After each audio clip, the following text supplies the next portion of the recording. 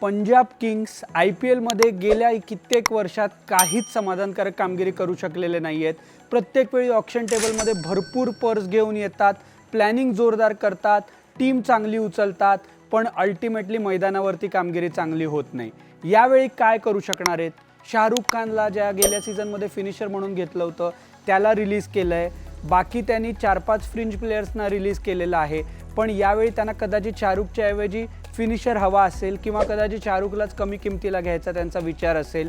Playing 11 खरं म्हणजे आत्ताच दिसते कागदावरती, जे आत्ता प्लेयर्स आहेत त्याच्यामध्ये आता काय ॲडिशन होणार आणि 29 कोटीची पर्स घेऊन ते जाणार, त्यामुळे नक्कीच उत्सुकता आहे की ते कुठल्या परदेशातल्या ऑलराऊंडर्सकडे जात आहेत का कुठल्या भारतीय फलंदाजाकडे त्यांचा डोळा आहे। काय वाटतं तुम्हाला, काय करतील पंजाब किंग्स एवढ्या पैशांच्या ऑक्शनमध्ये?